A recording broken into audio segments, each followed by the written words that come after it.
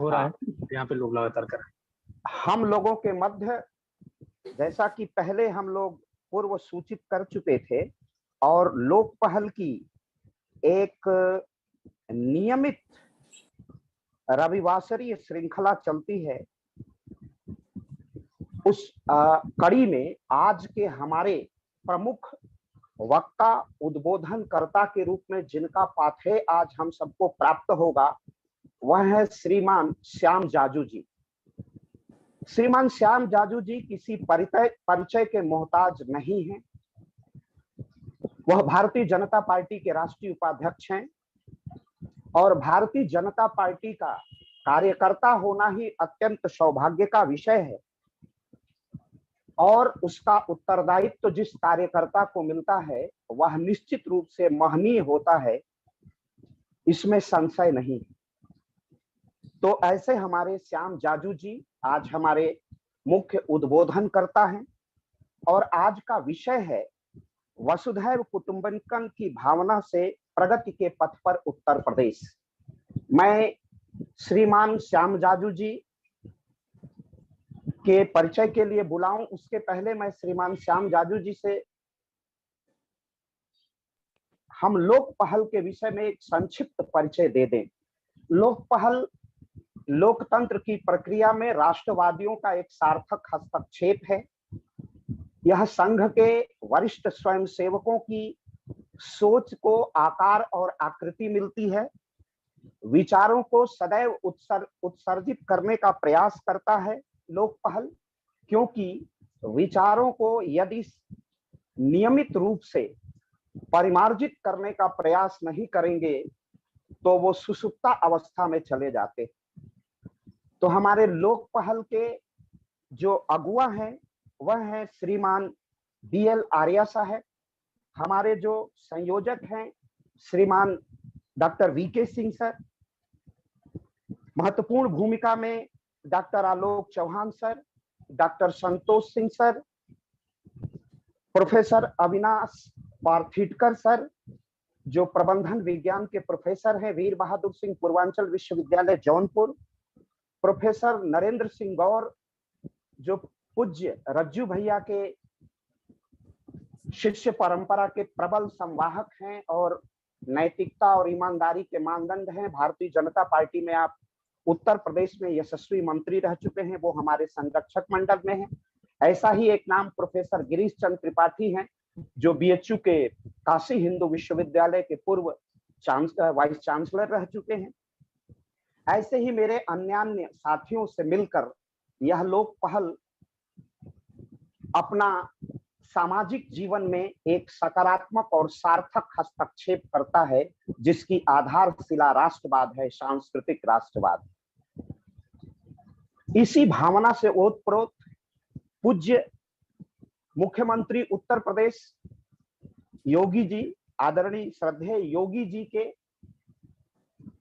विचारों का प्रचार प्रसार और उसे जन जन तक प्रसारित करना और जन की समस्याओं को सत्ता के प्रतिष्ठान में सचेष्टता के साथ अवगत कराना इस लोक पहल की का स्तुत्य कार्य है, और यह लोक पहल अपना कार्य लगातार करता रहा है। और मैं सर को अवगत करा दूं, श्रीमान श्याम जाजू जी सर को, कि यह लोक पहल अनवरत अपनी निरंतरता, अपनी उपस्थिति बनाए रहता है, और वर्तमान युग की प्रासंगिकता को दृष्टिपथ में रखते हुए कि हम कैसे प्रासंगिक हो सकते हैं, पूज्य योगी जी के विचार, उनके कार्य, उनकी नीतियां। और मुझे कहने में संकोच नहीं है कि जिस प्रकार महापुरुषों की जो दूर दृष्टि होती है, कर्म में डूबा हुआ एक ऐसा सन्यासी मुख्यमंत्री, उसका एक कदम कितना युगांतकारी होता है, इसके लिए साक्ष्य ढूंढने की आवश्यकता नहीं है। विगत 5 वर्षों का कार्यकाल और वर्तमान कार्यकाल उसका जीवंत और ज्वलंत उदाहरण है। तो हमारा सदप्रयास है पूज्य योगी जी के भारतीय जनता पार्टी राष्ट्रवाद की नीतियों को, राष्ट्रीय स्वयंसेवक संघ की वैचारिक प्रेरणा को, अभिप्रेरणा को, विचार क्षितिज को और आकार मिले और जन जन तक पहुंचे और प्रत्येक भारत की आत्मा, प्रत्येक भारतवासी की आत्मा प्राणवान हो चुके, प्राणवान हो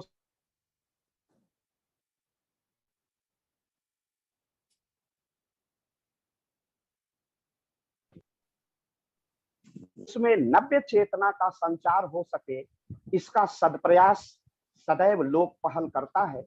अब हमारे बीच ऐसे यशस्वी वक्ता हैं जिनका पाथेय हमें प्राप्त होगा, तो मैं औपचारिक परिचय प्रस्तुतिकरण के लिए बाकी पूरा अवशेष समय हम लोग देंगे माननीय श्री श्याम जाजू जी को सुनने के लिए। मैं दिल्ली से आमंत्रित करता हूं डॉक्टर ऋषिकेश सिंह को कि वो सर का औपचारिक परिचय प्रस्तुत करें। डॉक्टर ऋषिकेश सिंह। बहुत बहुत धन्यवाद सर। सर्वप्रथम लोकपाल मंच के इस आभासी परिचर्चा माला कार्यक्रम में एक बार पुनः मन से जुड़े अपने सभी दर्शकों, श्रोताओं, सम्मानित लोकपाल के वरिष्ठ पदाधिकारी एवं आज के मुख्य अतिथि एवं वक्ता की उपस्थिति को सादर नमन करते हुए एक बार फिर से आप सभी का मैं पुनः हार्दिक स्वागत एवं अभिनंदन करता हूं। इस परिचय सत्र के सदैव से 3 हिस्से रहे हैं। एक लोकपाल के परिचय का काम, दूसरा विषय की संक्षिप्त प्रस्तावना एवं तीसरा अतिथि का परिचय, जिसमें बड़े विधिवत ढंग से डॉक्टर अखिलेश त्रिपाठी सर ने लोकपाल का परिचय दे दिया है। इस संदर्भ में मुझे और अधिक कुछ कहने की आवश्यकता नहीं है। जैसा कि सर ने बताया कि इस मंच के माध्यम से हम निरंतर प्रति एक सप्ताह एक महत्वपूर्ण एवं अति प्रासंगिक लोक कल्याणकारी मुद्दे को लेकर के व्यापक परिचर्चा माला का आयोजन करते हैं, जिसमें उस क्षेत्र के आधिकारिक विद्वान के वक्तव्य को आपके समक्ष प्रस्तुत किया जाता है। इसी श्रृंखला में आज वसुधैव कुटुंबकम की भावना से प्रगति के पथ पर उत्तर प्रदेश नामक अति प्रासंगिक एवं सार्वदेशिक विषय पर परिचर्चा हेतु लोकपाल मंच द्वारा इस क्षेत्र के अधिष्ठाता, विशेषज्ञ एवं गणमान्य वक्ता अतिथि श्याम जाजू जी को सादर आमंत्रित किया गया है। परिचय की इस कड़ी में विषय के संक्षिप्त प्रस्तावना की अगर बात की जाए तो इस विषय का केंद्रीय जो शब्द है वो वसुधैव कुटुंबकम।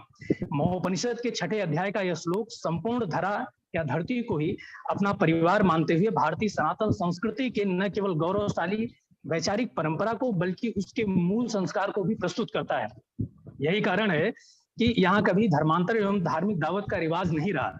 90 के दशक में जिस भूमंडलीकरण, वैश्वीकरण एवं उदारीकरण की संकल्पना को उत्तर आधुनिकता कहकर प्रशंसित किया जाता रहा, दरअसल सही मायने में ये वसुधैव कुटुंबकम की स्वर्णातीत धारणा का ही आधुनिकतम संस्करण है। हमें यूं ही विश्वगुरु नहीं कहा जाता। राष्ट्रीय सांस्कृतिक काव्यधारा के प्रतीक महाकवि मैथिली शरण गुप्त जी ने इसीलिए भारत भारती में लिखा कि संसार को पहले हम ही ने ज्ञान शिक्षा दान की, आचार की, व्यापार की, व्यवहार की, विज्ञान की। हमारे संसद भवन के प्रवेश कक्ष में अंकित ध्येय वाक्य में प्रयोग किया गया वसुधैव कुटुंबकम शब्द हमारे लोकतांत्रिक उद्देश्य को बखूबी बताता है, जिसे वर्तमान समय में राष्ट्रीय एवं अंतर्राष्ट्रीय स्तर पर हमारे यशस्वी प्रधानमंत्री नरेंद्र मोदी जी द्वारा एवं राष्ट्र तथा राज्य के स्तर पर कीर्तिशाली मुख्यमंत्री योगी आदित्यनाथ जी द्वारा सर्वजन हिताय सर्वजन सुखाय के रूप में मील के पत्थर के तौर पर निरंतर स्थापित किया जा रहा है। अंतर्राष्ट्रीय स्तर पर माननीय प्रधानमंत्री जी के द्वारा आपदा, विभीषिका या सुरक्षा के तौर पर अन्य देशों की बहुक्षेत्रीय मदद, साथ साथ वैक्सीन, चिकित्सकीय सुविधाएं, खाद्य पदार्थों की उपलब्धता के रूप में विश्व मानव कल्याण हेतु आगे बढ़ चढ़ करके हिस्सा लेना, या माननीय मुख्यमंत्री जी द्वारा राष्ट्रीय या प्रादेशिक स्तर पर कोरोना जैसे भीषणकालीन संकट के दौर में बिना किसी देरी एवं भेदभाव के उत्तर प्रदेश के साथ साथ अन्य राज्यों को अन्न उपलब्ध कराना, खाद्य पदार्थों के साथ साथ चिकित्सकीय मदद, प्रवासी मजदूरों की सहायता, आश्रित एवं निःशक्त जनों की मदद जैसे लोक कल्याणकारी कार्यों के साथ साथ ईज ऑफ डूइंग रैंकिंग में 12 स्थानों की लंबी छलांग लगाते हुए प्रदेश को दूसरे स्थान पर लाकर रोजगार की सुनिश्चितता के रूप में सबका साथ सबका विकास जैसी वसुधैव कुटुंबकीय मूल्य को पुनर्स्थापित कर महाकवि प्रसाद के कालजयी ग्रंथ कामायनी की इस सार पंक्ति को साकार कर दिया गया है कि औरों को हंसते देखो मनु और हंसो सुख पाओ, अपने सुख को विस्तृत कर लो, सबको सुखी बनाओ। इसी कड़ी में आज के मुख्य वक्ता अतिथि के परिचय की अगर बात करें तो जैसा कि अखिलेश त्रिपाठी सर ने कह ही दिया है, इसमें कदाचित निसंकोच की कोई भी बात नहीं है कि सर का बहुआयामी व्यक्तित्व और उनकी सक्रियता किसी परिचय का मोहताज नहीं है। फिर भी एक परंपरा का निर्वाह करते हुए मैं आपको बताता चलूं कि एक सुविख्यात राजनीतिज्ञ एवं समर्पित वरिष्ठ संघ कार्यकर्ता के रूप में जाने जाने वाले श्याम जाजू जी का संबंध महाराष्ट्र के अहमदनगर जिले से है। सर संगमनेर कॉलेज महाराष्ट्र से एमकॉम में परास्नातक हैं। स्कूली जीवन से राष्ट्रीय स्वयंसेवक संघ एवं अखिल भारतीय विद्यार्थी परिषद का हिस्सा रहे। इस रूप में सर की संघ आयु 60 वर्ष के आसपास है। आंदोलन धर्मिता के रूप में एक कुशल आंदोलन कर्मी एवं नेतृत्वकर्ता के ईश्वर प्रदत्त गुणों से युक्त श्याम जाजू जी ने घुसपैठ के खिलाफ गुवाहाटी सत्याग्रह, गोवा हो या गुवाहाटी, अपना देश अपनी माटी जैसे सत्याग्रही आंदोलनों का सफल क्रियान्वयन किया, जिसका सुफल आज हम सीए और एनआरसी के रूप में देख सकते हैं। अपने इस अद्भुत प्रतिनिधित्व कौशल के कारण ही छोटी सी आयु में ही बड़े सांगठनिक एवं राजनीतिक दायित्वों का कुशलता पूर्वक सर ने निर्वाह किया है, जिसमें 1981 से 83 तक एबीवीपी महाराष्ट्र राज्य सचिव, 1988 अहमदनगर भाजपा जिला अध्यक्ष, 96 से 98 तक संगमनेर मर्चेंट के कोऑपरेटिव निदेशक, 1998 में अपने करिश्माई प्रत्यक्ष कार्य हेतु द्वितीय सेवा आयोग भर्ती बोर्ड के सदस्य, 1998 से 2002 तक राज्य कार्यकारी सदस्य महाराष्ट्र से। जटिल कार्यों को आसानी से निपटाने की अद्भुत क्षमता के कारण 2011 तक भाजपा मुख्यालय के प्रभारी कार्यालय सचिव रहे। 2014 में भाजपा के अखिल भारतीय राष्ट्रीय सचिव के पद पर सर रहे। इसके अलावा राष्ट्र के प्रति समर्पित एवं कृत संकल्प होने के कारण आप 2013 से ही क्रमशः पंजाब, उत्तराखंड, दिल्ली जैसे राज्यों के प्रभारी पद का दायित्व भी सफलतापूर्वक निभाया है। अपने अभूतपूर्व प्रबंधन कौशल के कारण आप 2014 से ही निरंतर भाजपा के राष्ट्रीय उपाध्यक्ष रहे हैं।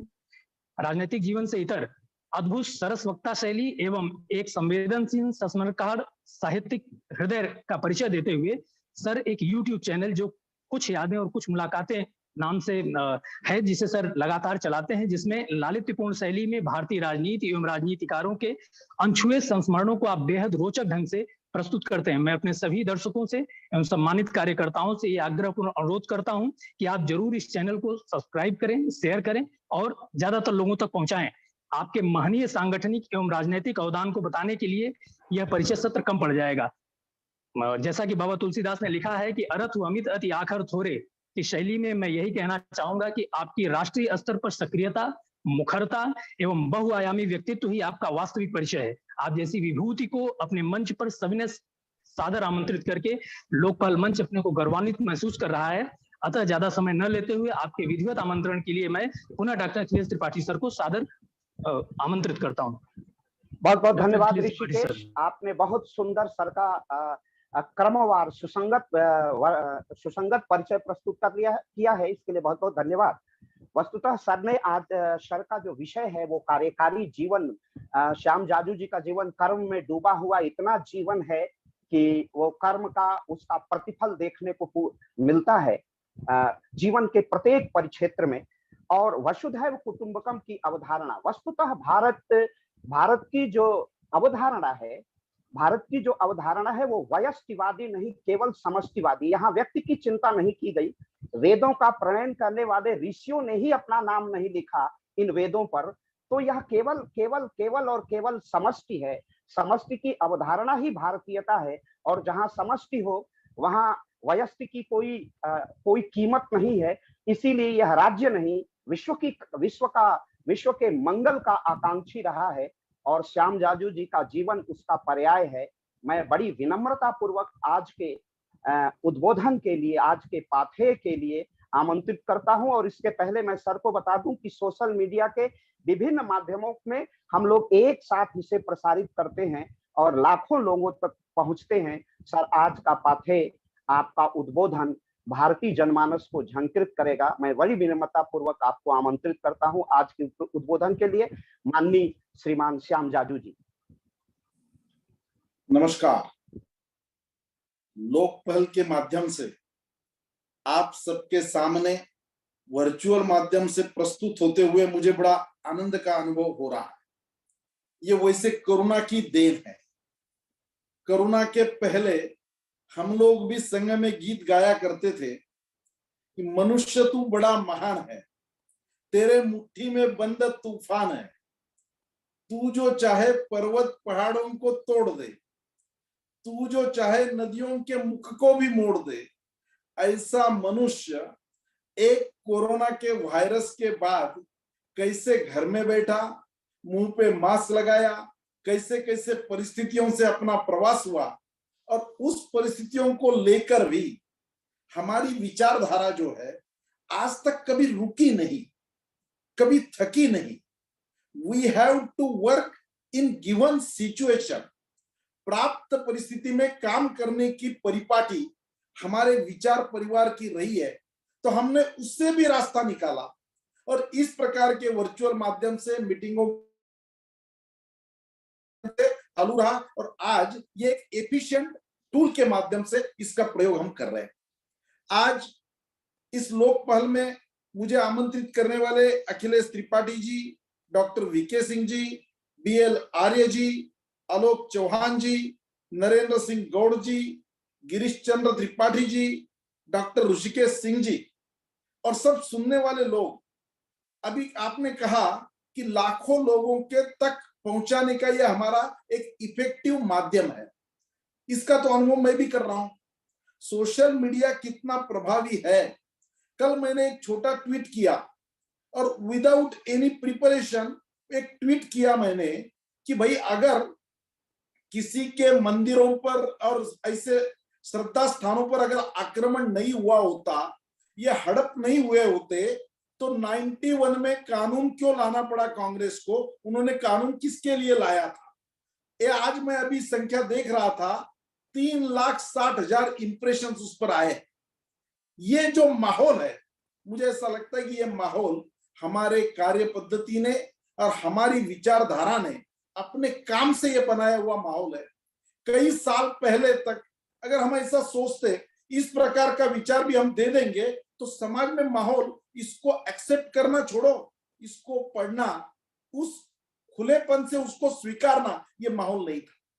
आज जो विषय आपने दिया है, वसुधैव कुटुंबकम की भावना से उत्तर प्रदेश प्रगति की राह पर जो है, उसका असेसमेंट, विश्लेषण, आकलन करने के लिए हम सब लोग इकट्ठा हुए हैं। वसुधैव कुटुंबकम ये भावना अपने लिए कोई नई नहीं है, यह हमारे संस्कृति में अंतर्निहित हमारी भावना है। जब आप बीच के पीरियड में ऐसा हुआ कि इन सब विषयों के इंफॉर्मेशन देना भी जिस सरकार ने गुनाह समझा, हमारे तक बातें पहुंचाई नहीं तो हम जब अपना इतिहास देखते हैं, पढ़ते हैं और सुनते हैं, तो मालूम है हमें, नालंदा, तक्षशिला, बनारस हिंदू विश्वविद्यालय के वर्णन करने वाले ने यह लिखा है कि इन विश्वविद्यालयों के प्रवेश द्वार पर कीचड़ होता था। किस विषय का कीचड़ था? तो बोले पूरे विश्व से जो लोग एडमिशन लेने के लिए आते हैं, जिनको एडमिशन नहीं मिला, उनके आंसुओं से वहां कीचड़ होता था, ऐसा वर्णन करने वाले ने कहा है। इतना भव्य, उदात्त ऐसे बैकग्राउंड वाले हम सब लोग पहले से ही, वसुधैव कुटुंबकम ये कोई हमारे लिए नई बात नहीं है। लंबा सोचना, बड़ा सोचना, सीमित दायरे में नहीं रहना, और जो करेंगे वो व्यक्ति के हित का ही करेंगे। आज तक हमारी संस्कृति ने कभी खुद के एक बॉर्डर, भौगोलिक, सामाजिक हो, जातियों की हो, मजहब की हो, इसमें कभी खुद को रोका नहीं था। पर बीच के पीरियड में ऐसा पीरियड आया कि अपनी खुद का आकलन करने में भी लोगों को संकोच होने लगा, लोगों को शर्म महसूस होने लगी, और माहौल ऐसा था केवल अपनी व्यक्तिगत छोटे राजनीति के लिए इस सब विचारधारा, हमारी संस्कृति, हमारी श्रद्धा, हमारी परंपरा, इस पर आघात होने का वो पीरियड था। मुझे ऐसा लगता है ये शतक जो हमारा शुरू हुआ है, ये हमारे विचारधारा के लिए पूरा अनुकूल शतक है। ये राष्ट्रवाद का शतक शुरू हुआ है और यह हमारे देश के लिए एक भाग्यशाली परंपरा शुरू हुई है। उसी का ही नतीजा है जिस उत्तर प्रदेश के विकास की हम बात कर रहे हैं। मैं सोचता हूं हमारी सरकार वहां आने के पहले उत्तर प्रदेश का वर्णन कैसे करते थे लोग? परंपरागत धारणा क्या थी उत्तर प्रदेश की? दंगा, अराजकता, अपराध, गुंडागर्दी, ये जिसका परसेप्शन इस बातों से होता था। और इस देश का सबसे बड़ा लोक संख्या वाला प्रदेश, भौगोलिक दृष्टया 2 नंबर पर लोक संख्या में, आबादी के विषय में 1 नंबर प्रदेश, इतने बड़े प्रदेश के विकास के नाम की कोई चर्चा नहीं करता था। आज जो बातें हम उत्तर प्रदेश के बारे में सोचते हैं, हम इमेजिन ही नहीं कर सकते। इतना आमूलाग्र परिवर्तन हमारे लोग वहां पर आए और नेशन फर्स्ट की भावना रखकर आए तो लोगों ने ध्यान में आया, अरे उत्तर प्रदेश तो वही है, वही उत्तर प्रदेश जिसको इस प्रकार के गुंडागर्दी, अत्याचार, दंगे इससे जो प्रभावित रहता था, वो उत्तर प्रदेश किस धारा में चल पड़ा है और आज कितने अचीवमेंट्स के साथ पूरे विश्व में अपना स्टैंड लेकर खड़ा है, ये हम आज देख सकते हैं। आदमी तो वही है, पर परिवर्तन की भावना, मिशन की भावना, कमिटमेंट मन में रखकर आदमी क्या कर सकता है वो हमने यहाँ पर दिखा दिया। अन्यथा मुझे बताओ, कोई लोग बाहर से आए हैं, कोई ब्यूरोक्रेसी बदली है, वोटर वही है, राज्य करने वाले लोग भी उसी जमीन से आते हैं, पर जब नेतृत्व, एक कर्तृत्ववान नेतृत्व जब मिलता है तो हम क्या कर सकते हैं, यह मोदी जी ने भी सिद्ध किया है और योगी जी ने भी उसको प्रूव किया है। तो आज उत्तर प्रदेश जिस भावना से चल पड़ा है, अभी कोरोना का उल्लेख हो रहा था कि कोरोना के पीरियड में किस प्रकार से उत्तर प्रदेश ने अचीवमेंट्स के अपने सब डिस्ट्रिक्शन पूरे किए हैं, और आज तो एक भी क्षेत्र ऐसा नहीं है जहां उत्तर प्रदेश का डंका बज नहीं रहा। अनेक विषयों पर कोई भी राज्य का जब आकलन होता है, आने के पहले की वहां की स्थिति क्या थी, वहां का वर्णन लोग कैसे करते थे, जहां के किसान लोगों को अनाज पैदा कर उनकी भूख मिटाने वाले भूखे सो रहे थे, जो बच्चों के लिए खिलौना बनाने वाले के बच्चे पत्थर से, मिट्टी से खेल रहे थे, हर जो लोगों की सुरक्षा के लिए बच्चों को स्कूलों में पहुंचाने वाले सुरक्षा कर्मी के बच्चे स्कूल में जा नहीं सकते थे, समाज में सफाई का काम करने वाले लोग गंदी बस्तियां और झुग्गी झोपड़ी में रह रहे थे, ऐसा जिनका वर्णन किया जाता है, जो लोगों के लिए जूता बनाते थे वो नंगे पैर घूमते थे, ऐसे जिस समाज का वर्णन किया जाता है, उसी समाज में रहते हुए आज अगर किसी को वर्णन करने के लिए कहा तो कितनी बातें हम कहते कहते थक जाते हैं। और विश्व को हम तब आकर्षित कर सकते हैं जब हम खुद शक्तिशाली है, हम कुछ देने की स्थिति में है, और ये हमें आज प्रूव नहीं करना पड़ेगा। मुझे एक बात बताइए, नरेंद्र मोदी जी देश के प्रधानमंत्री बनने के बाद पहली बार विश्व स्तर पर यूक्रेन वर्सेस रशिया का युद्ध होता है, 4 घंटे युद्ध बंद कर भारतीय लोग, हिंदुस्तानी छात्रों को वापस लाने के लिए पासपोर्ट का काम तिरंगा करता है, और 4 घंटे युद्ध में दोनों देशों की अनुमति है, और वीसा फ्री एंट्री देने के लिए इर्द गिर्द के सभी देश उसके लिए खड़े होते हैं। ये क्या मिसाल है भाई। सामान्य आदमी तो 1 घंटा बगैर वीसा, बगैर पासपोर्ट, बगैर परवाना कहीं जा नहीं सकता। उस भारत पर लोगों ने किस प्रकार से इसको देख रहे हैं। आज विश्व में अभी हमारे देश के प्रधानमंत्री जब विदेश टूर जाकर आए, यूरोपियन देशों के 8 प्रधानमंत्री डेनमार्क में आकर उनको मिलते हैं, उनका सलाह लेने के लिए, क्योंकि मोदी जी उनको टाइम नहीं दे पा रहे, उनके शेड्यूल में बैठ नहीं रहा, वहां आते हैं। ये विश्व स्तर पर हम किस आधार पर, हमारी क्रेडिबिलिटी कैसे बढ़ी है, हमारी गुणवत्ता कैसे बढ़ी है, हमारा प्रभाव कैसे बढ़ रहा है। और ये प्रभाव केवल बातों से, चिंतन से, सांस्कृतिक हमारा इतिहास, पुरानी बातें कहकर ये नहीं होता है। जनता शक्ति की परीक्षा देखती है। आज लोगों को ध्यान में आया जब अमेरिका के प्रधानमंत्री को भी ये कहना पड़ता है कि अपने चुनाव में मैं मोदी जैसा काम करके दिखाऊंगा। आज योगी जी की चर्चा पूरे देश में होती है क्योंकि उन्होंने अपना मेटल प्रूव किया है। सामाजिक सुरक्षा का एक जिस प्रकार का माहौल वहां पर बना है, सुरक्षा हो, सुशासन हो और विकास हो। नहीं तो मुझे बताओ, देश में सबसे ज्यादा अपना राज्य छोड़कर के लिए बाहर गए ऐसा अगर कोई प्रदेश है तो वो उत्तर प्रदेश है। कोरोना के कार्यकाल में काफी लोग वापस आए और आज अपने ही प्रदेश में खुशी से रह रहे हैं। जो मूल्यांकन हमने अपने परफॉर्मेंस से सिद्ध किए है, जब तक हम सत्ता में नहीं थे हम बड़ी बड़ी बातें बोलते थे, अंत्योदय की बात बोलते थे, एकात्म मानववाद की बात बोलते थे, सब लोगों को साथ में लेकर चलने की बात कहते थे, तब लोग मजाक उड़ाते थे। भाई आप तो, मुझे तो याद है 84 में मैं दिल्ली का संगठन मंत्री था विद्यार्थी परिषद का, 2 सांसद थे। देश पर राज करेगा कौन? सांसद, देश के संसद में इनके 2। इस प्रकार की स्थिति थी। लोगों को पार्लियामेंट जाने का, प्रेक्षक दीर्घ का पास बनाने की ताकत हमारी नहीं थी। वही पार्टी आज जनता से जुड़कर, जब जनता उनको मौका देती है तो हम क्या क्या करके दिखा सकते हैं, ये उत्तर प्रदेश ने सिद्ध किया है। कौन से विषय में सिद्ध किया है?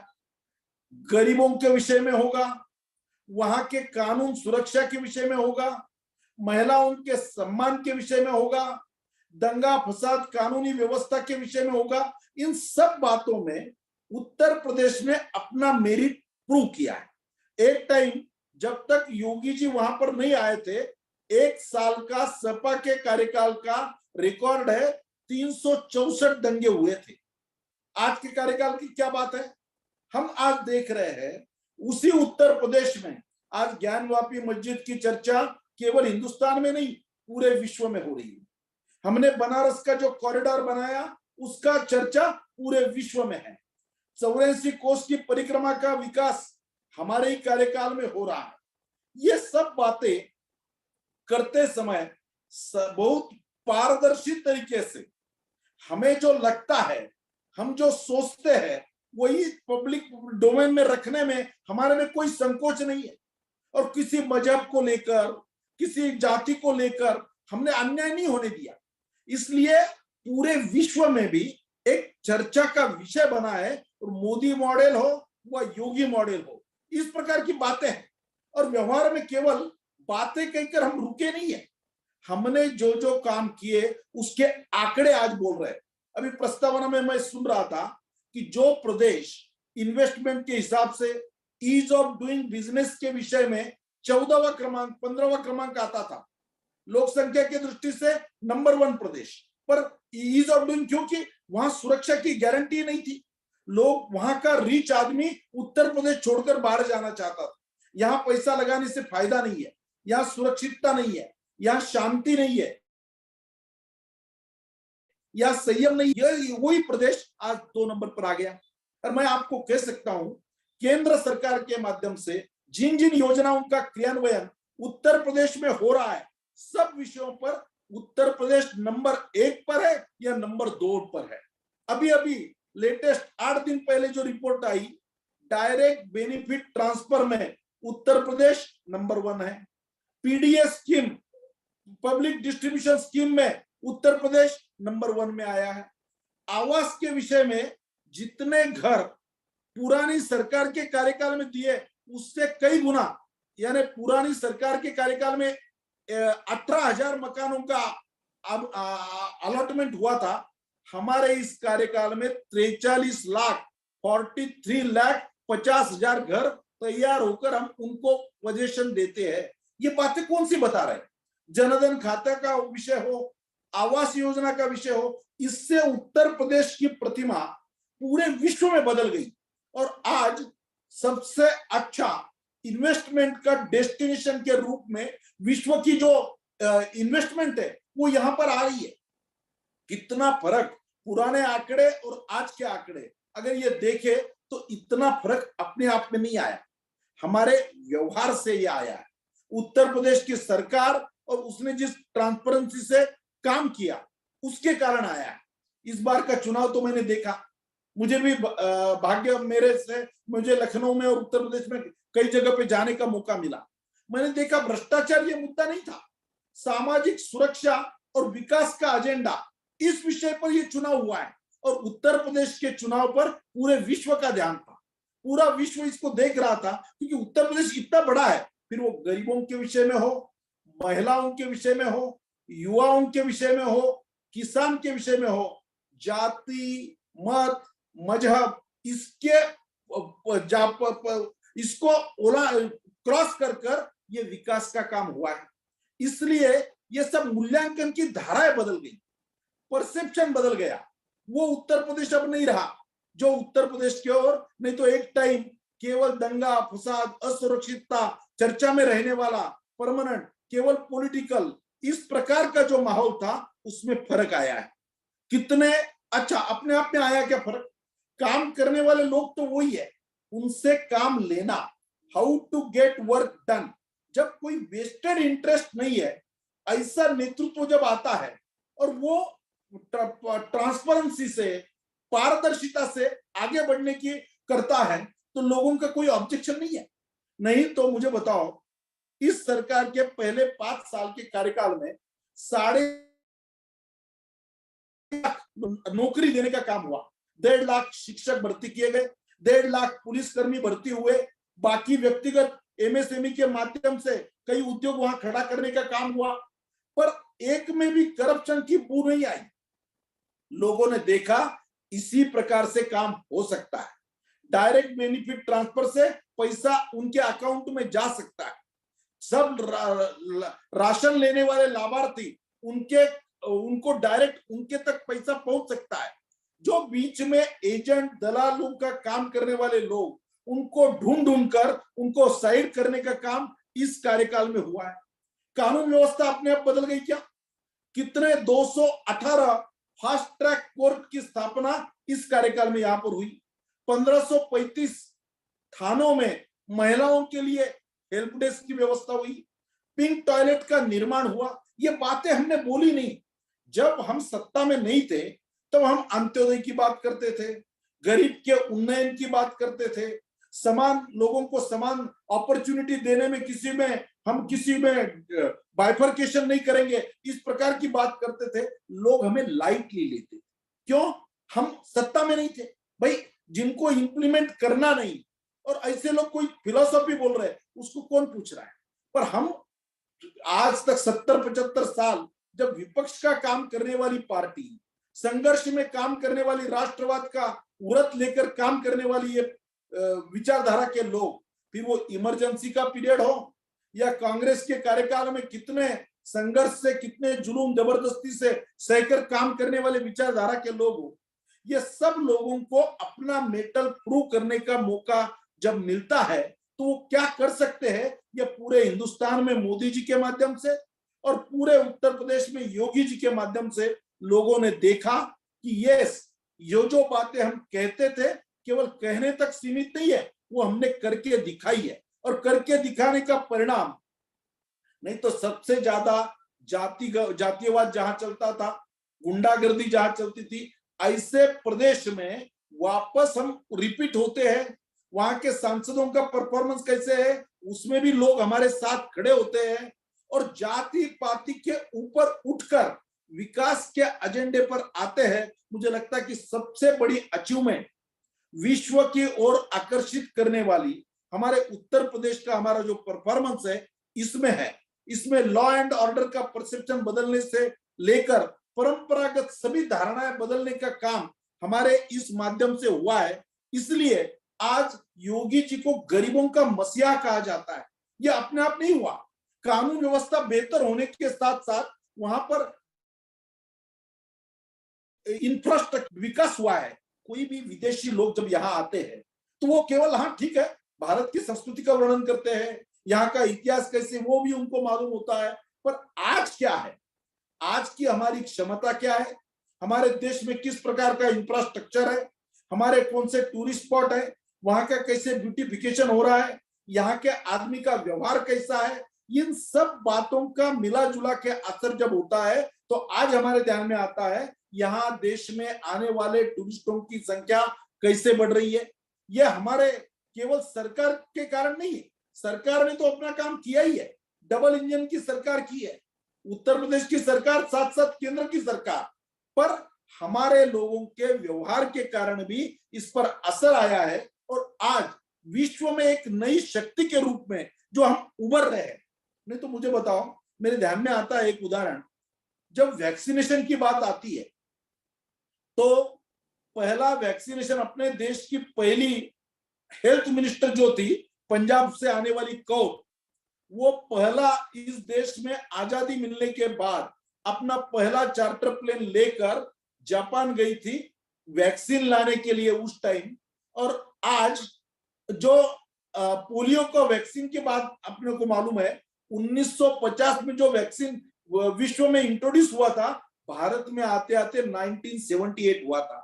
और ये देश ने सबसे इफेक्टिव सबसे सस्ता वैक्सीन कर कर अपना देश की तो जरूरत पूरी की उसके साथ साथ विदेशों में भी एक्सपोर्ट करने का काम हमने किया। हमारे पास जो कोई दवा औषधि थी जो कोरोना के कार्यकाल में काम आ रही थी, अपने खर्चे से और बिना मूल्य विदेशों में भी पहुंचाने का काम हमने ये बताया। ये मानवतावादी सोच वाली संस्कृति है, इस देश का ये इतिहास है। हम गरीब होंगे पर हमारी सोच जो है वो सबको साथ लेने की है, सब पर विश्वास जताने की है, सबको साथ में ले जाकर सबके साथ उन्नति करने की हमारी परंपरा है, संस्कृति है। जो हमारे पास है वो हमने करके दिखाया और इन दिनों में हमारी जो इमेज बनी है विश्व में उसकी हम तुलना नहीं कर सकते इतने बड़े पैमाने पे। अन्यथा इसके पहले के प्रधानमंत्री लोग जाते नहीं थे क्या विदेशों में? ये प्रधानमंत्री हमारे जाने के बाद जिस प्रकार का माहौल वहां होता है, देश विदेश में रहने वाले भारतीयों की सीना जो फूलता है और मान ऊंची होती है, इसका कारण है ये लोगों ने, मोदी जी हो, योगी जी हो, इन्होंने अपने सरकारों के माध्यम से ये करके दिखाया है। भाई भतीजावाद तक जो सरकारें सीमित होती थी, अपने कास्ट तक काम करने वाली सरकारें, करप्शन में लिप्त हुई सरकारें, ये सब है। हमने इस पर मात कर कर इस सब बातों को लोगों को करके दिखाया और हम जिस विचारधारा से आते हैं वो हमारे देश का धार्मिक, सांस्कृतिक, हमारी विचारधारा, हमारा राष्ट्रवाद, इसमें संकोच नहीं किया। आप सोच सकते हैं कि हमारे देश के प्रधानमंत्री 2014 में जब पहली बार ओथ लिए और नेपाल में गए तो पशुपतिनाथ का दर्शन करते समय भगवा वस्त्र परिधान कर रुद्राक्ष की माला पहनकर, भस्म लगाकर इंटरनेशनल मीडिया से बात कर रहे थे। आज तक कभी आपने सोचा था कि ऐसा भी हो सकता है? जापान का प्राइम मिनिस्टर यहाँ पर आता है तो उसको गंगा आरती के लिए बनारस लेके जाया जाता है। ऑस्ट्रेलिया का प्राइम मिनिस्टर आता है, उसको भगवत गीता भेंट की जाती है। और योगी जी के बारे में तो क्या बोलना, दो टुक जवाब देने के लिए पूरे देश में सबसे ज्यादा पॉपुलर व्यक्ति, जिनकी क्लैरिटी है, सोच में कोई गड़बड़ नहीं, जो सोच है वो व्यक्त करने में कोई हिचकिचाहट नहीं, और उसके लिए जो इंफ्रास्ट्रक्चर देना चाहिए, जो हिम्मत से उसको फेस करना चाहिए। नहीं तो गुनहगारों को उनसे पैसा वसूल कर उनको जेलों में रखने की हिम्मत उत्तर प्रदेश के सरकार ने की, ये इतिहास में नोंद होगी। लोगों ने ये कभी सोचा ही नहीं था कि ऐसा भी हो सकता है।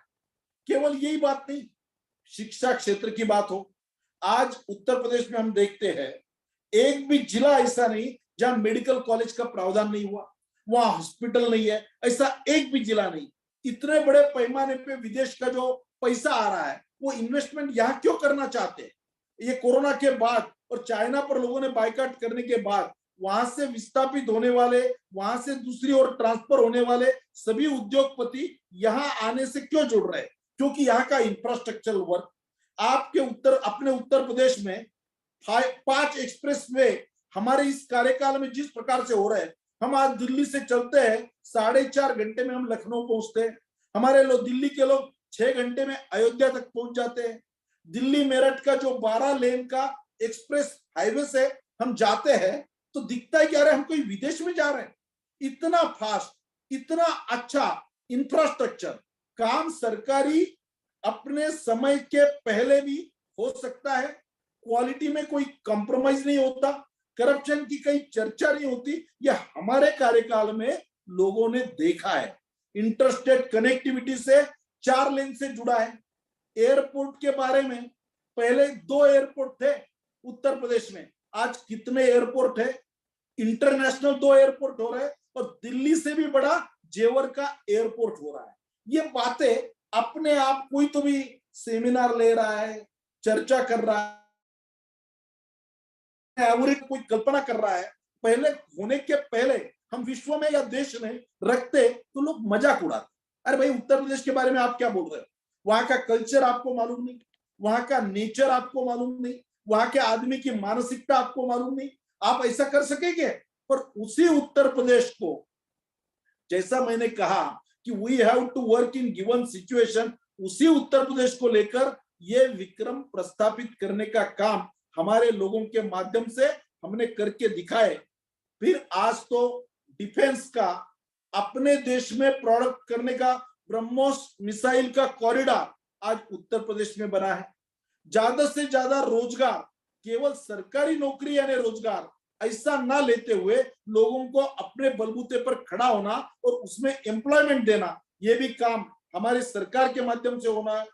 डकैती, हत्या, अपहरण, इन सब बातों पर कंट्रोल कैसे हुआ? जब वहां बैठे हुए अधिकारियों को ध्यान में आया कि हमारे परफॉर्मेंस की गुणवत्ता को एप्रिशिएट करने वाली सरकार है, प्रमोट करने वाली सरकार है, और हमने कुछ गलती की तो उसको डिटेक्ट कर कर पूछने वाली सरकार है, तो स्वाभाविक रूप से इस प्रकार का परिवर्तन हो सकता है। और मुझे ऐसा लगता है कि परिवर्तन अपने आप केवल विचार करने से, केवल बातें करने से नहीं होता है। लोकमान्य तिलक जी के जीवन की एक बात है। लोकमान्य तिलक जी के पास आजादी के पहले पूना वैसे विद्वानों का शहर माना जाता है, बाकी कोई माने ना माने पूना वाले मानते हैं। तो 2-3 विद्वान गए और तिलक जी को कहने लगे, तिलक जी ये गांधी जी का जो अहिंसा का आंदोलन चल रहा है इससे कोई देश आजाद नहीं होने वाला। बोले अच्छा। बोले ये जो भगत सिंह, राजगुरु, सुखदेव, इनका क्रांतिकारी आंदोलन चल रहा है इससे देश आजाद नहीं होने वाला। बोले अच्छा। बोले ये जो गोपाल गणेश अगरकर का समाज सुधारना का काम चल रहा है इसका कोई लंबा प्रभाव नहीं होगा। बोले अच्छा। बोले ये जो बाबू गेनू का स्वदेशी मूवमेंट का काम चल रहा है इसका भी कोई ज्यादा फर्क नहीं पड़ेगा। भाई तिलक जी ने कहा इससे नहीं होगा, इससे नहीं होगा, होगा कैसे? बोले वही तो बताने आए। बोले बताइए। वो बताने लगे। 2-4 कल्पना सुनने के बाद तिलक जी ने उनको रोका। बोले भाई साहब ये बताओ आप क्या करने वाले हो? बोले नहीं नहीं नहीं, हम कुछ नहीं करने वाले, हम तो थिंकर है, हम विचारवंत है, हम अपनी बात रखकर अपने घर पे जा रहे हैं। तिलक जी ने जवाब दिया, 2 रुपए का गांजा पिया तो मेरे को भी बहुत अच्छी कल्पनाएं आ जाएगी। देश में कल्पनाओं की कमी नहीं है, उन कल्पनाओं का क्रियान्वयन कौन करेगा इसकी कमी है। और हमारी विशेषता यही रही है, सरकार ने निर्णय किए, सरकारी मशीनरी उसको एग्जीक्यूट कर रही है, पर इसको इंप्लीमेंट करते एक भूमिका में राष्ट्रवादी कार्यकर्ता जब समाज में खड़े होते हैं तो कोरोना के जैसे संकट पे भी वो मात कर सकते हैं, क्योंकि उनका कोई स्वार्थ नहीं है। पर हमारे सरकार का काम, हमारे सरकार की इज्जत, हमारे सरकार का सम्मान, इसके लिए कमिटमेंट वाले कार्यकर्ताओं का केडर जब खड़ा होता है तो इस प्रकार का इतिहास तैयार होता है। आज तो हम सोच ही नहीं सकते थे, जनता हमारे सब एक कदम आगे है। भारत की संस्कृति की चर्चा विश्व में हो रही है अलग अलग प्रकार से। फिर वो योगा का कारण होगा, योगा भी ये कोई नई बात थोड़ी है, पर जिस ढंग से, जिस आत्मविश्वास से मोदी जी ने पूरे विश्व के सामने रखा, तो आज वो हमारी एसेट बनकर उभरा है। देश में तो है ही, पर विदेशों में भी योगा टीचर भेजो और वो भारत से भेजो। ऋषिकेश या हमारे उत्तराखंड की योगा की कैपिटल बन गई है। इस प्रकार की बातें करने के लिए ऐसी सोच रखने वाले, उस सोच को व्यवहार में लाने के लिए कार्यक्रम देने वाले, और इस प्रकार का केडर जो इसको सपोर्ट करने वाला, ऐसे जब सब आता है तो मुझे ऐसा लगता है कि वसुधैव कुटुंबकम की हमारी जो भावना है, हमने कभी अपने को राज्यों तक, अपने देश तक सीमित नहीं रखा। हमने अपने विचार आज तक इतने बड़े पैमाने पे इतने विस्तृत और व्यापक रहे, और वो व्यापकता भी कहने की क्षमता हमारे देश के नागरिकों की नहीं थी, क्योंकि हमारी स्थिति वो नहीं थी। हमारे पास बहुत अच्छा आर्थिक प्लान है, पर व्यक्तिगत जीवन में मेरा लिक्विडेशन निकला है, तो मेरा आर्थिक प्लान सुनने के लिए कौन तैयार है? ये सब बातें, इंफ्रास्ट्रक्चरल डेवलपमेंट, गरीबों का विकास, लोगों के लिए सुरक्षितता, सबका समाज, सब समाज का विकास का एजेंडा, सरकार देश के स्वाभिमान में कोई कॉम्प्रोमाइज नहीं करना, ये सब बातें लेकर जब हमारी सरकार, केंद्र की सरकार और योगी जी की सरकार रास्ते पर उतरी, तो हमने क्या क्या करके दिखाया है, ये इसका सबका अपने नजर के सामने है। हमारी सरकार ने ये मेटल प्रूव किया है, और इसी का कारण पूरे देश में हमारी सरकारें रिपीट हो रही है और विश्व में जय जयकार हो रहा है। तो मुझे ऐसा लगता है कि आने वाले दिनों में भी इसी प्रकार का चिंतन मनन करते हुए नए चैलेंजेस जो हमारे सामने खड़े हैं, हमारे देश के इतिहास में पहली बार इस प्रकार की एजुकेशन पॉलिसी बदलने की क्षमता हमने रखी, और आज तक इतना बड़ा फीडबैक किसी एजुकेशन परिवर्तन में हमने नहीं लिया था। इतना देश का फीडबैक लेकर ये नई पॉलिसी जब हमने लाई है तो निश्चित रूप से इसका भी परिणाम हमें दिखेगा।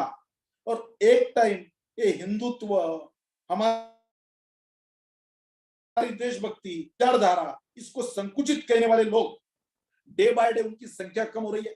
हमारे विचार के नहीं भी होंगे, पर जो हम पर केवल इस प्रकार से हमें इस प्रकार से देखते थे कि यार ये छोटे लोग हैं, ये संकुचित लोग हैं, ये प्रतिगामी लोग हैं, उनकी भी धारणाएं बदली है। और मुझे ऐसा लगता है ये बदलने की ताकत फिर ये जजेस में होगा, अधिकारियों में होगा, जनता में होगा। ये हिम्मत अपने परफॉर्मेंस से हमने दी है, इसलिए देश क्या विदेशों में भी भारत की जो चर्चा, भारत का गुणगान, भारत के प्रति जो लोगों की श्रद्धा, आस्था और देखने का जरिया बदला है, ये हमारे परफॉर्मेंस से हमने ये करके दिखाया है। और आने वाले दिनों में और भी बड़े बड़े चैलेंजेस को लेकर इन सब बातों को हमें आगे जाना है। मुझे ऐसा लगता है कि मेरे जिस प्रकार से उत्तर प्रदेश का विकास कैसे हुआ, क्या क्या बातें, मेरे से ज्यादा आप सब सुनने वालों को ज्यादा मालूम है।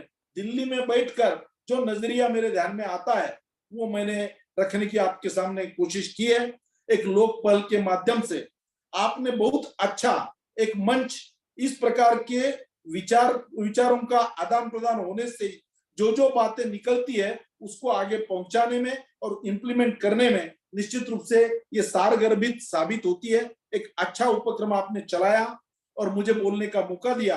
आप सब ने मेरी बात सुन ली, इसलिए सबको धन्यवाद देते हुए मेरे 2 शब्दों को विराम देता हूं। नमस्कार। बहुत बहुत धन्यवाद सर, आपका समय बहुत महत्वपूर्ण है और आपने दिल्ली से नहीं, आप राष्ट्रीय स्वयंसेवक संघ के स्वयंसेवक रहे हैं।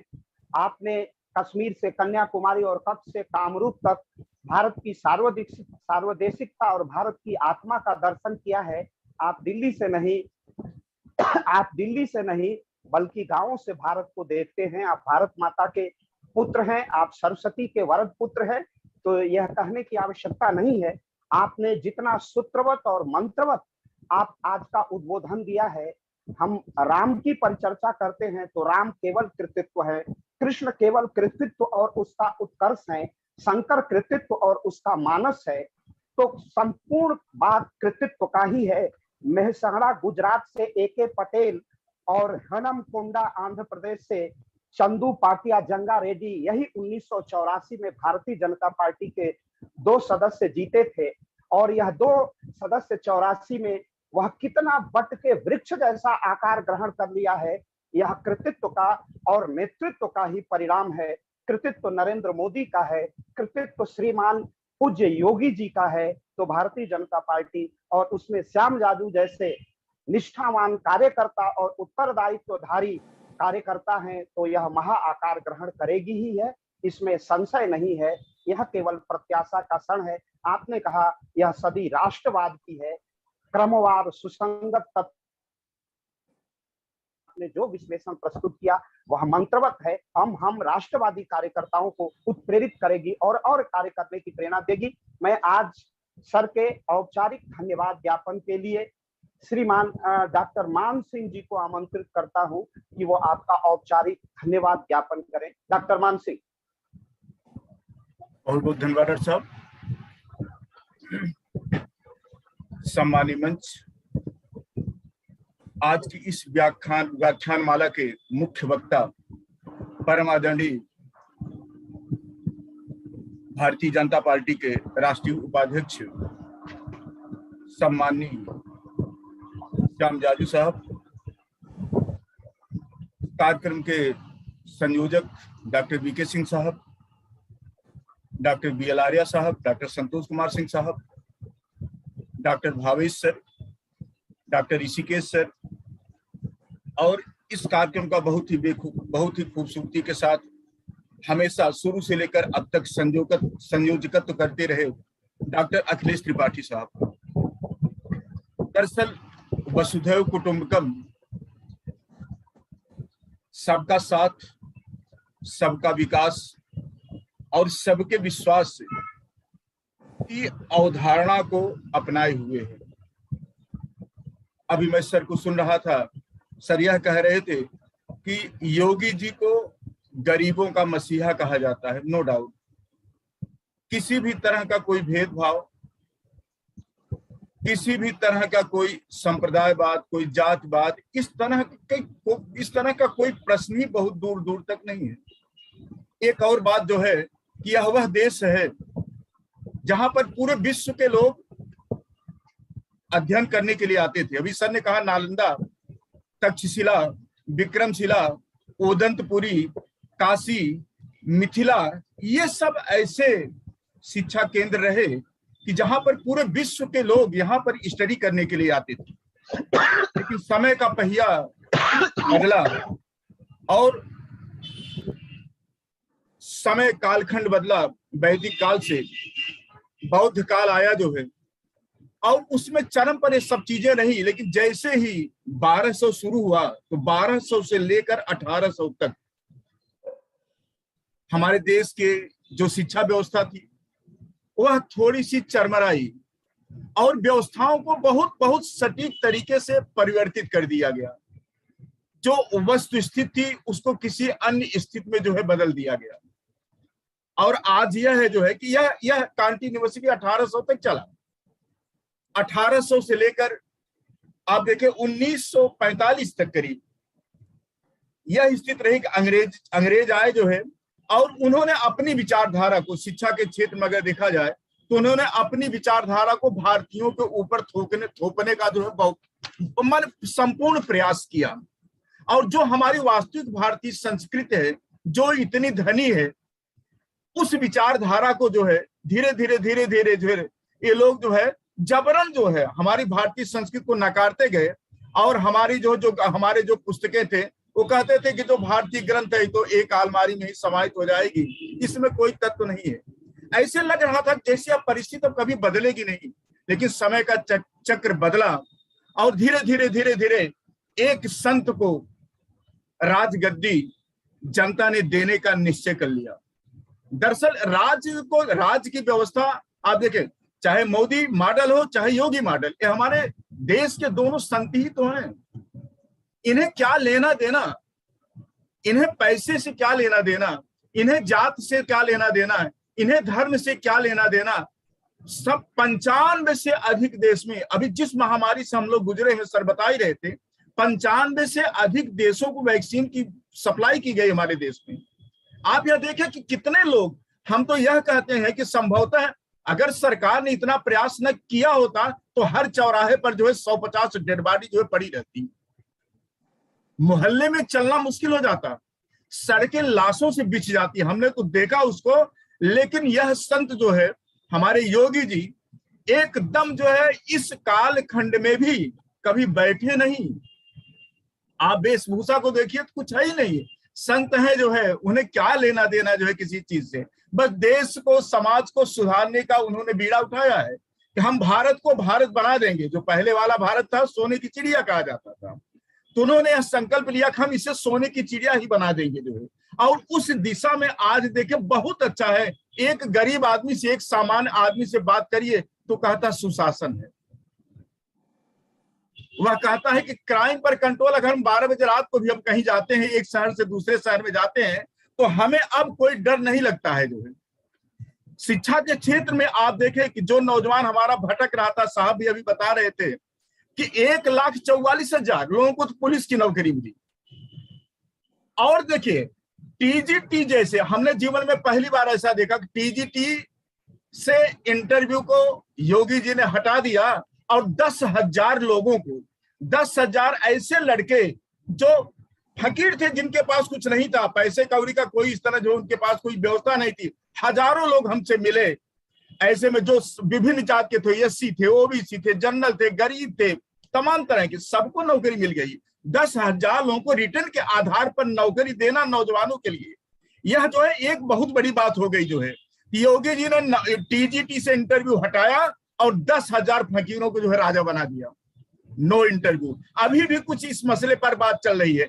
एक नहीं ऐसी तमाम हायर एजुकेशन सर्विस कमीशन इसमें काम कर रहा है। अनवरत लगातार जो है 500,000 अपॉइंटमेंट्स अनवरत होते जा रहे हैं। और किसी हर अधिकारी अब यह जरूर सोचता है कि अगर कहीं भी उसके मन में कोई भी मनोवृत्ति में थोड़ा बहुत परिवर्तन होता है तो ऐसे लगता है कि जैसे लोग भगवान को याद करते हैं ना, वैसे योगी जी का पूरा कृतित्व जो है उनके सामने आ जाता है, वो अपने को पीछे खींच लेते हैं और सत्य के मार्ग पर निकल पड़ते हैं।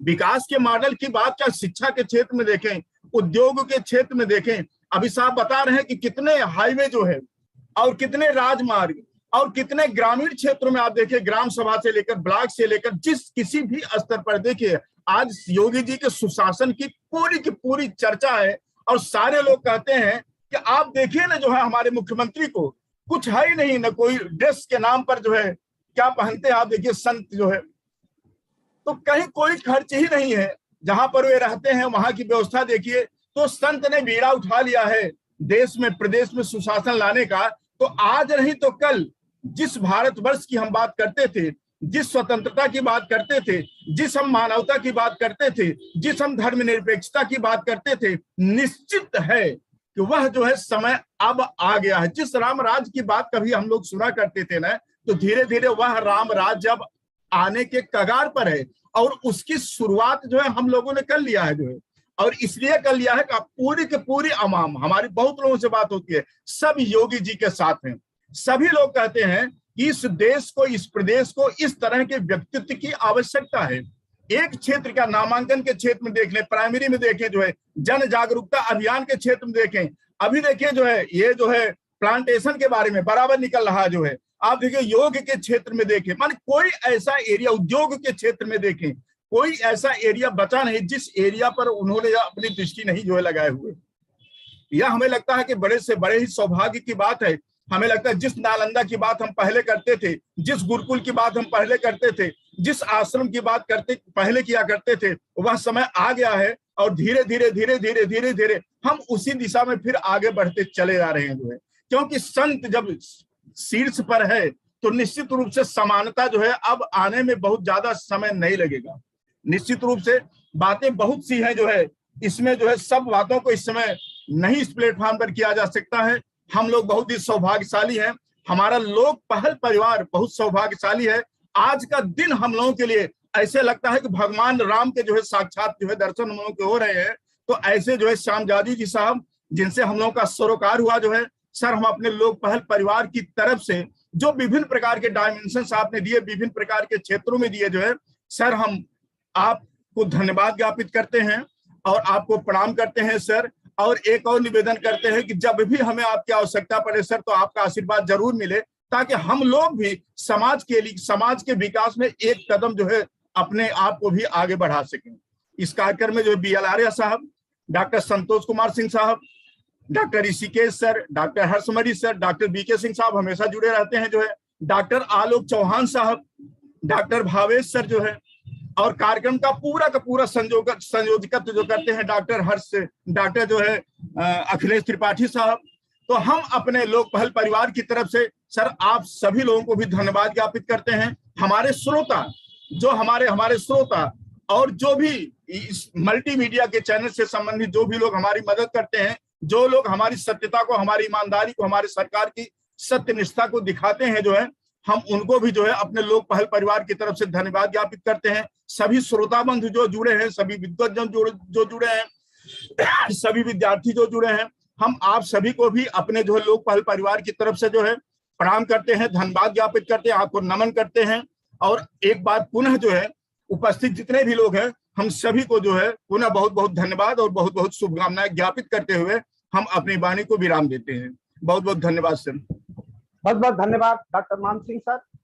आज सर श्रीमान श्याम जाजू जी का पाथेय प्राप्त हुआ, हम लोग बहुत धन्य हैं। और आपने जो मंत्रवत सूत्रवत अपनी बात रखी है उसके प्रति हम हार्दिक कृतज्ञता व्यक्त करते हैं। और आज के मीडिया का ये जो माध्यम उपलब्ध करा रहे, जिसके प्रमुख हैं श्रीमान डॉक्टर आलोक चौहान सर और उनके प्रिय और हम सबके प्रिय श्रीमान आयुष त्यागी जी का मैं हृदय से आभार व्यक्त करता हूं। श्याम जाजू सर का मैं पुनः अभिवादन और प्रणाम करता हूं, वंदन करता हूं। और सर हमारे बीच आए, हम सबका मार्गदर्शन किए। आपका बहुत बहुत हृदय से आभार।